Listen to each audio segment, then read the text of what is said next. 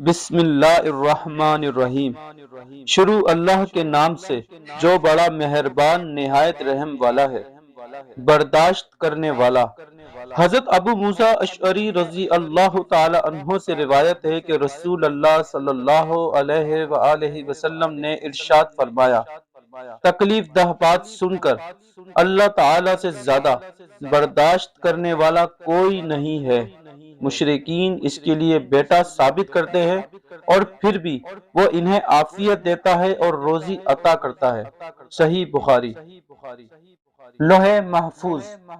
حضرت ابو ہریرہ رضی اللہ تعالی عنہ روایت کرتے ہیں کہ نبی کریم صلی اللہ علیہ وآلہ وسلم نے ارشاد فرمایا، جب اللہ تعالی نے مخلوق کو پیدا کیا تو لوح محفوظ میں یہ لکھ دیا، میری رحمت میرے غصے سے بڑی ہوئی ہے۔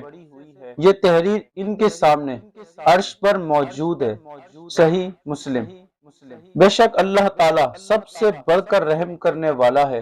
شرک سب سے بڑا گناہ ہے، لیکن افسوس گمراہ مشرکین اللہ تعالی کے ساتھ کسی کو شریک کرتے ہیں، جبکہ وہ واحد اور یکتا زبردست قدرت والا ہے، پھر بھی اپنے بندوں کو تمام دنیاوی نعمتیں عطا کرتا ہے۔